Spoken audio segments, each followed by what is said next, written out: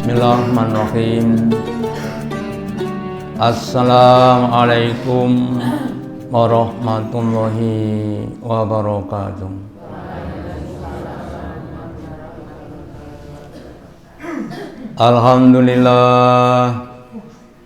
Alhamdulillahilladzi at'amana bi nikmatil imani wal islam.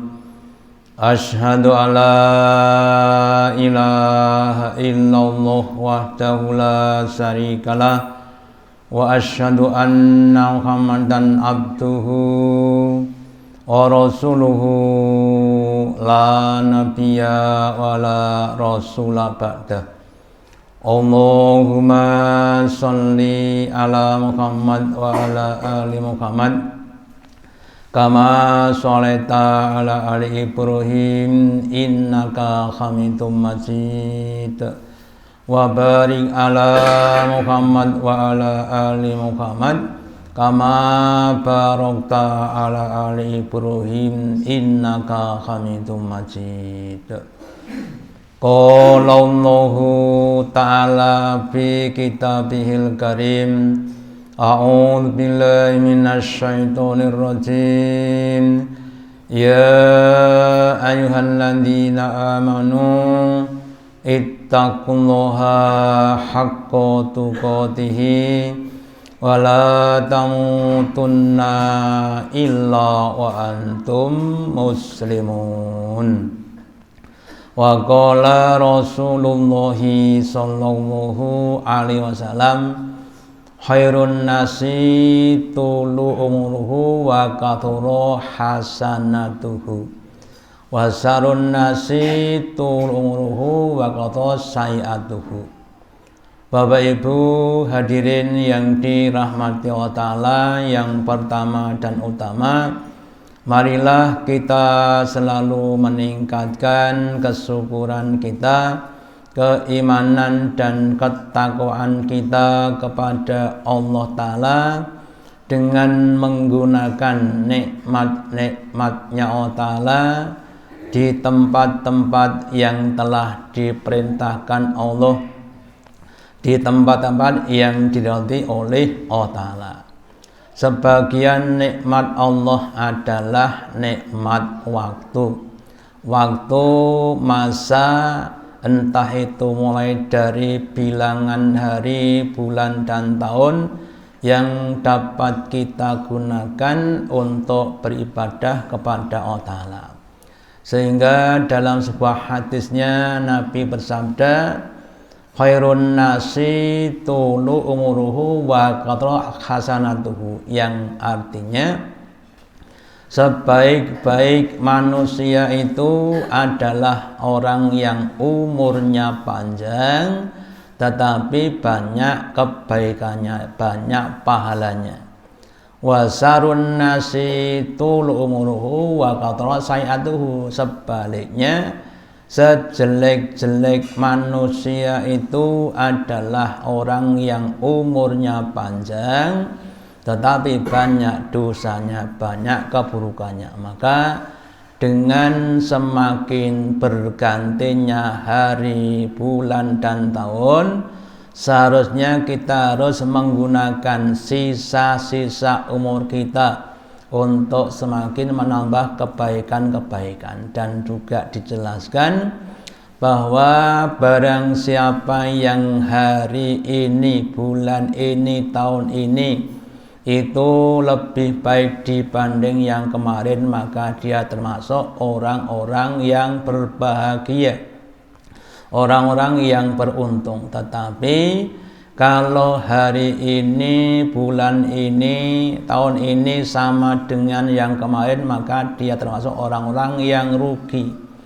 Bahkan orang-orang yang hari ini, bulan ini, tahun ini lebih jelek dibanding yang kemarin, maka dia termasuk orang-orang yang celaka. Semoga kita termasuk hamba-hamba Allah yang diberi umur yang panjang tetapi banyak kebaikan kita, dan semoga kita bisa mengakhiri hidup di dunia ini dengan husnul khotimah dan dalam puncak amal kebaikan. Amin. Selanjutnya kita lanjutkan kajian kita di akal pagi. Bapak Ibu hadirin yang dirahmati Allah Ta'ala, secara umum Allah akan menciptakan dalam dua golongan. Huwaladzi khalaqakum faminkum kafirun minkum mu'min. Dialah Allah Ta'ala, zat yang telah menciptakan kamu wahai manusia. Sebagian kamu ada orang-orang yang diciptakan dalam keadaan kafir, distatuskan dengan status yang kafir, yang disiapkan untuk menjadi penghuni neraka jahanam. Sebagian kamu dijadikan orang-orang yang mukmin, yang disiapkan Allah Ta'ala untuk menjadi penghuni di surga. Nah, kemudian kalau kita lihat pada kehidupan dunia, antara kafir dengan iman itu kemudian kadang-kadang disatukan, ya. Bahkan dalam mahlike rumah tangga, ada yang suaminya iman, istrinya kafir seperti Nabi Nuh dan Nabi Lut. Ada yang suaminya kafir, istrinya aman seperti Fir'aun dan Asia, ya. Ada yang orang tuanya iman, anaknya kafir seperti Nabi Nuh. Ada yang bapaknya kafir, anaknya seperti Nabi Ibrahim dan sebagainya. Tetapi nanti akhirnya orang-orang yang beriman akan dikumpulkan dengan orang-orang yang beriman di surga, dan orang-orang kafir akan dikumpulkan dengan orang kafir di neraka.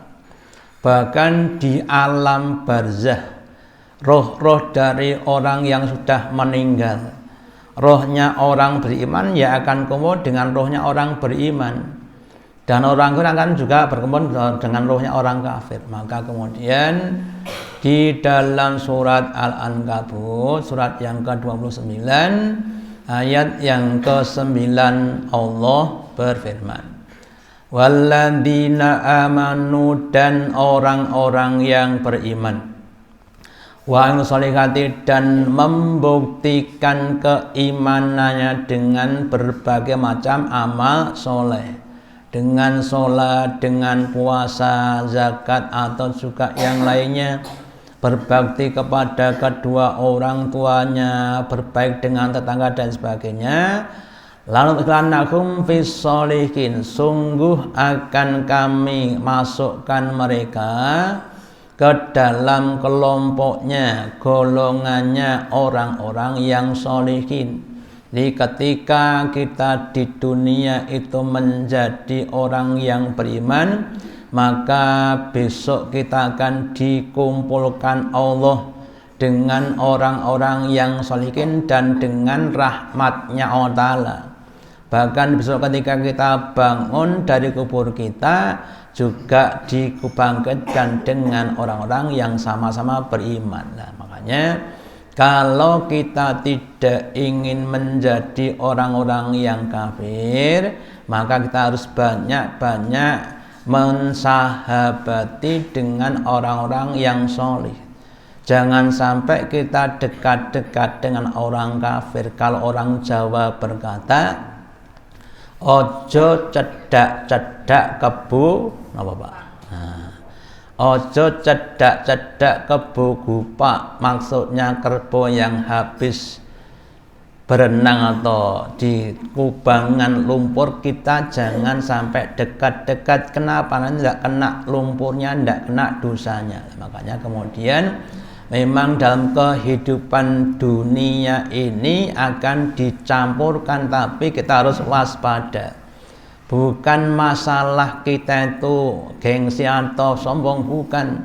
Tapi karena kita memang harus hati-hati, karena setiap orang itu secara langsung atau tidak langsung akan mempengaruhi pada orang lain. Orang-orang yang baik akan mempengaruhi pada orang dengan kebaikan-kebaikannya, ucapannya, perbuatannya. Kebiasaan akan mendukung orang itu kepada kebaikan-kebaikan.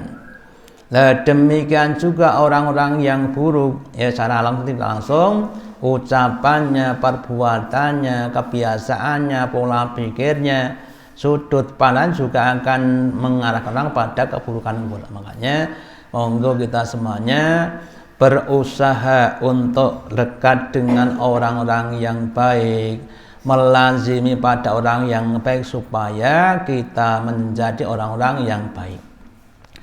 Terus kemudian bab masalah keluarga, orang-orang yang beriman akan dikeluargakan dengan orang-orang yang beriman, meskipun ketika di dunia tidak satu rumah tangga. Maka dalam surat Al-Insyiqaq ayat yang ke-7 sampai 9 Allah menjelaskan, fa amman utiya kitabahu biyaminihi, maka adapun orang-orang yang ketika dibangkitkan dari kuburnya, kemudian dimasukkan di padang mahsyar dan diberi catatan amal perbuatannya, dia menerima catatannya dari tangan kanannya. Fasawfa yahsabu hisaban yasiron, maka orang-orang itu akan dihisab Allah dengan hisab-hisab yang mudah, dimaafkan, diampuni dosa-dosanya, terus dicatat kebaikan-kebaikannya sehingga akan lebih cepat dan lebih mudah. Setelah dihisab kemudian wayang qolibu ila ahli masrurun, dan kemudian akan dikembalikan kepada ahlinya dalam keadaan bergembira. Ahli yang mana? Ahli yang ada di surga, bukan ahli yang ada di dunia. Contohnya umpamanya Nabi Nuh mempunyai istri dan anak yang tidak beriman. Ketika di dunia keluarganya ya termasuk istri dan anaknya. Tetapi kalau sudah sampai di akhirat, sampai di surga, maka Nabi Nuh itu bukan keluarganya, anak dan istrinya di dunia. Kenapa? Karena tempatnya beda, ya. Sementara kita dengan Nabi Muhammad, dengan Umar bin Khattab, dengan Abu Bakar, dengan Nabi Sulaiman, meskipun tidak semasa dalam hidupnya, ya. Tetapi karena kita sama-sama orang yang beriman, insya Allah besok akan dimasukkan dalam golongan yang sama-sama bergembira menikmati kenikmatan yang ada di surga, ya. Sekedar contoh Bapak Ibu, maaf saja ya, kalau kita lihat orang-orang yang akan berolahraga di suatu tempat, maka mulai dari pakaiannya, sepatunya, ya, semuanya adalah dengan kondisi olahraga. Sebagai demikian juga orang yang akan piknik juga begitu, ya. Demikian juga orang-orang yang mau jagong, ya pakainya seperti orang yang mau jagong. Lah demikian juga orang-orang yang beriman, ya, mulai dari pakaiannya, ucapannya, perbuatannya, kebiasaannya, sudut pandangnya adalah menunjukkan pada kebaikan, dan mereka akan dikelompokkan dengan satu orang-orang yang beriman. Sementara ya orang-orang yang tidak baik, ya, mulai dari sudut pandangnya, ucapannya, perbuatannya, ya juga akan dikelompokkan pada orang-orang yang tidak baik. Kemudian kalau bisa Bapak Ibu, kita berusaha orang yang soleh di dunia juga akan menjadi orang soleh besok di akhirat. Di dalam surat An-Nahl, surat yang ke-16 ayat 120 sampai 123, Allah menjelaskan, Inna Ibrahima kana ummatan qanitan lillah. Sesungguhnya Nabi Ibrahim itu adalah termasuk umat golongan yang qanitan lillah, yang taat kepada Allah Ta'ala, hanifan, dan dalam keadaan hanif, dalam keadaan condong untuk beriman dan bertakwa. Walam yakun minal musyrikin, dan tidaklah dia termasuk orang-orang yang musyrik. Jadi Ibrahim termasuk golongan orang-orang yang beriman, bukan orang musyrik. Terus kemudian apa perilakunya? Syakiran li an umi, ya. Ibrahim orang yang mensyukuri terhadap nikmat-nikmatnya Allah, karena imannya terus dia bersyukur. Nikmat yang besar, nikmat yang kecil, nikmat makanan, nikmat yang lainnya disyukuri semuanya.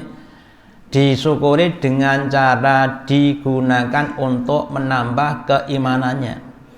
Istabahu, kemudian Allah memilihnya, dipilih menjadi hamba-hamba yang beriman, dipilih menjadi hamba-hamba yang akan ditempatkan di surga.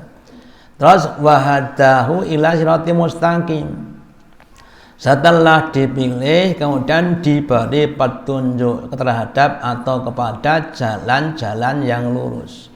Bagaimana cara mendidik anaknya, diberi petunjuk, mendidik supaya anaknya menjadi ahli sholat, orang-orang yang soleh, didoakan, ya. Jadi Nabi pun mendoakan anaknya supaya menjadi orang-orang yang soleh. Rabbi habli minas sholihin. Nah, demikian juga kita juga begitu Bapak Ibu. Kita harus banyak-banyak mendoa kepada Allah Ta'ala supaya keturunan kita, mulai dari anak kita, cucu, cicit dan sebagainya, menjadi orang-orang yang soleh, ya. Mendoa supaya menjadi orang yang menegakkan sholat. Rabbij'alni muqimas sholati, ya Allah, jadikanlah saya menjadi orang-orang yang menegakkan sholat, mau mengerjakan sholat dengan ikhlas, dengan khusyuk, dengan tumakninah, dengan rela, ya. Wa min, dan juga anak-anakku juga jadikan orang-orang yang menegakkan sholat, ya. Terus wa ataina fid dunya hasanah, dan Allah memberikan pada dia di dunia itu kebaikan-kebaikan, segala sesuatu yang membuat dia semakin tambah dekat kepada Allah, meskipun wujudnya adalah suatu ujian. Contohnya begini, ya. Ketika Nabi Ibrahim diperintah Allah untuk nyembelih anaknya namanya Ismail, ya. Penyembelihan pada anak itu kira-kira akan menjadikan apa, ya. Ternyata setelah dilaksanakan itu akan menjadikan Ibrahim semakin dekat kepada Allah. Dia diberi suatu kebaikan, kemudian akan ditiru oleh orang-orang yang lainnya. Demikian juga kita Bapak Ibu. Kadang-kadang Allah memberikan pada hasan itu berupa namanya sakit, ya. Diberi sakit, tapi dengan sakitnya justru tambah banyak berdoa, tambah banyak berzikir kepada Allah Ta'ala, namanya hasanah. Lah, sebaliknya kalau orang itu diberi sesuatu kemudian menjadikan sebab dia jauh, itu namanya bukan kan, tapi merupakan suatu sayi'ah. Orang diberi sakit, nggak mau mendekat kepada Allah Ta'ala, malah dia mengumpat kepada Allah Ta'ala, namanya bukan hasanah. Makanya kembali kita harus memahami bahwa namanya hasanah itu adalah kebaikan, hal-hal yang menjadikan kita semakin dekat dengan Allah Ta'ala.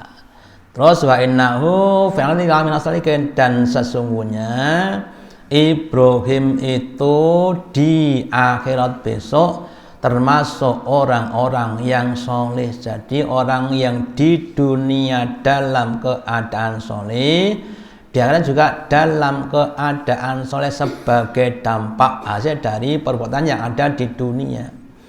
Lah sebaliknya, kalau dibalik, orang-orang yang di dunia menjadi orang-orang yang tidak baik sampai akhirnya dalam keadaan tidak baik, maka di akhirat akan menjadi orang-orang yang tidak baik, mulai dari mungkin matanya dalam keadaan buta, badannya dalam keadaan hitam legam dan lain sebagainya. Makanya monggo semuanya supaya kita menjadi orang yang baik, monggo dilazimi, dibiasakan kebiasaan yang baik supaya ketika kita berbuat itu akan menjadi mudah.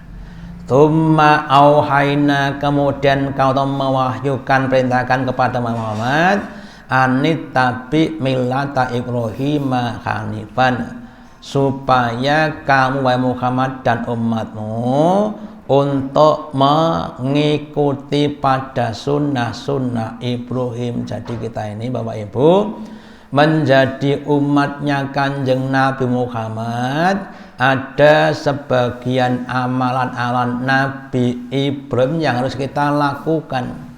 Mulai dari haji, korban itu kan termasuk sunnah-sunnah Ibrahim. Termasuk di hadis dijelaskan ada 5 sunnah Nabi Ibrahim di kepala dan 5 di badan kita, khususnya pada bapak-bapak. Ya. Apa yang di kepala? Yang pertama adalah memotong kumis dan memanjangkan jenggot, termasuk sunnah Ibrahim. Ya. Kemudian siwak atau gosok gigi termasuk sunnah Ibrahim. Ya. Terus istingsak dan istingsar, ya.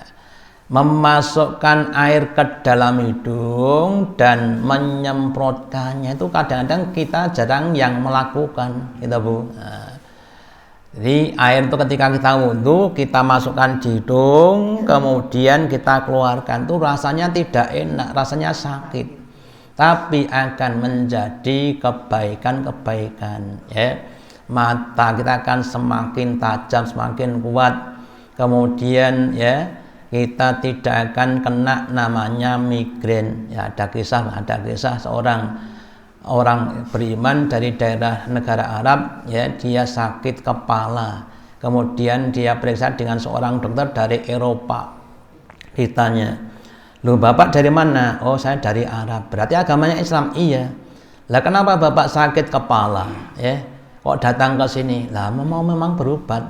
"Loh, Bapak kan sudah punya obat." "Apa obatnya?" "Obatnya ketika Bapak berwudu itu kan ada kegiatan untuk masukkan air ke dalam hidung, itu obatnya." Ya, jadi maaf saja Bapak Ibu, bahasa saya guyonan saja, sehingga janjane kalau orang Islam kok jur loro, sehingga janjane ngisini. Kenapa? Karena sebetulnya ada obatnya. Mulai dari istingsak dan istar, kemudian juga ketika kita sujudnya kurang banyak. Lah kalau kita sujudnya cukup atau banyak, ya, mau untuk rajin istingsak dan istar, insya Allah tidak banyak sakit kepala. Makanya monggo kita bermulazamah dengan ajaran Islam, dikembangkan, dibiasakan supaya hidup kita menjadi hidup yang barokah dan tidak banyak sakit. Terus kembali pada ayatnya, jadi orang-orang yang soleh di dunia akan juga ditetap menjadi orang-orang yang soleh di akhirat. Kemudian golongan orang-orang yang beriman itu akan dimasukkan ke dalam surga, dan golongan orang akan dimasukkan ke dalam neraka. Di surat Asy-Syura ayat yang ke-7 Allah berfirman, "Wa kadzalika auhayna ilaika Qur'anan Arabiyyan." Dan demikian itulah wahai Muhammad, kami itu mewahyukan kepada kamu Quran dalam bahasa Arab. Kemudian litung dila umal qura wa man haulaha. Yang Quran itu fungsinya, tujuannya adalah untuk memberikan peringatan, nasihat, pendidikan, bimbingan kepada penduduk Mekah dan orang di sekitarnya sampai di hari kiamat. Watung dila yaumil jam'i, dan juga digunakan untuk mengingatkan manusia dengan hari kiamat. Hari ketika semua orang itu dikumpulkan di padang mahsyar, sejak dari orang pertama sampai orang yang terakhir, yang la raiba fih, yang tidak ada keraguan padanya. Kemudian setelah dikumpulkan, kemudian dibagi dua. Fariqun fil jannati, sekelompok orang itu akan dimasukkan ke dalam surga, dan sebagian dimasukkan ke dalam neraka sa'ir. Jadi nanti kalau sudah di padang mahsyar, sudah tidak ada orang-orang yang mungkin kulitnya bermacam-macam. Kalau di dunia itu ada yang macam-macam. Ada yang kulit hitam, kulit putih, kulit sawo matang, kulit kuning dan sebagainya. Besok di mahsyar cuma ada dua, yang berkulit hitam dan berkulit putih. Yang hitam itu menjadi calon-calon penghuni neraka, yang putih menjadi calon penghuni surga. Dan semoga kita semuanya termasuk orang-orang yang berkulit putih yang akan masuk ke dalam surga. Ya. Nah, kemudian Allah berfirman dalam hadis qudsinya, Allah telah menciptakan dua tempat di akhirat, yaitu surga dan neraka, dan Allah telah berjanji untuk memenuhi keduanya. Allah akan penuhi surga dengan orang-orang yang beriman, dan Allah Ta'ala akan penuhi neraka dengan orang-orang kafir. Dan Nabi bersabda bahwa jumlah penduduk neraka itu adalah setiap 1000 itu adalah 999, sementara penduduk surga cuma 1 di antara 1000. Nah, makanya kemudian kita harus berprestasi, harus punya nilai lebih kalau ingin masuk ke dalam surga. Terakhir, orang kafir sebelum masuk di neraka, ketika masih di kuburan, mereka sudah ditampakkan, diperlihatkan surga neraka pagi dan sore. Ya, maka di surat Ghafir atau surat Mukmin ayat 46 Allah berfirman, an-naru yu'radun 'alaiha ghudwan wa ashiya. Neraka itu akan ditampakkan kepada orang kafir baik pada pagi maupun pada waktu sore. Jadi orang kafir itu ketika masih di alam barzah disiksa dengan siksaan kubur, kemudian ditampakkan, lu besok kamu akan di neraka seperti itu. Pagi dan sore diancam dengan neraka. Ya. Rekosonya orang-orang kafir. Wayaman takumusa'ah, dan hari ketika datangnya kiamat, adhilu alu fir'auna asadal adab, akan dimasukkan keluarganya Fir'aun, orang-orang yang kafir itu, kepada asadil adab. Asadil adab itu adalah siksaan yang paling pedih. Sekedar contoh Pak, untuk memvisualkan. Ada orang yang sedang berjalan, kemudian ada bis yang berjalan, kemudian dia nggak pakai sandal, nggak pakai sepatu, kemudian kelingking kakinya dilindes bis, Pak. Kira-kira rasanya, kelingkingnya tok saja, ya, kira-kira rasanya bagaimana? Gitu. Ya, itu akan sakit sekali. Itu belum asadil adab. Atau dulu sebagian orang, ya, ketika disiksa Bapak Ibu, dipicis, ya, disobek, diiris, ya, dagingnya sekecil-kecil, ya, itu masih dalam keadaan hidup, ya. Maka ketika sudah mati nggak terasa. Lah di neraka itu adabnya lebih pedih dibanding semua adab yang ada di dunia, ya. Lah dengan seringnya kita mendengar siksaan di neraka dan sebagainya itu, semoga bisa menjadi penghalang kita ketika kita akan berbuat keburukan, akan berbuat kemudian kelingan siksaan neraka, sehingga kemudian kita tidak jadi berbuat buruk, mau berkata kotor, mau ngambil barang orang lain, itu kemudian kita ingat. Jadi banyaknya ayat dan hadis yang kita dengar yang berhubungan dengan neraka itu seharusnya menjadi penghalang kita untuk berbuat keburukan, sehingga kemudian kita akan merasa jijik, merasa berat ketika berbuat keburukan. Demikian juga sebaliknya, banyaknya ayat dan hadis yang menjelaskan tentang nikmat surga itu seharusnya dapat menjadikan kita lebih giat, lebih senang berbuat kebaikan-kebaikan, sehingga kita bisa akan menjadi orang-orang yang masuk ke dalam surga. Semoga dengan ini semuanya Allah berkenan kepada kita, membukakan hati kita untuk bisa menerima hidayahnya, menggolongkan kita kepada orang-orang yang sholih di dunia sampai di akhirat. Amin. Demikian yang dapat saya sampaikan. Semoga ada manfaatnya. Allahumma taqabbal minna innaka antas alim wa tub alaina innaka antat tawwabur rahim. Kita akhiri dengan doa majelis. Subhanaka Allahumma wa bihamdika asyhadu alla ilaha illa anta astaghfiruka wa atubu ilaik. Wassalamualaikum warahmatullahi wabarakatuh.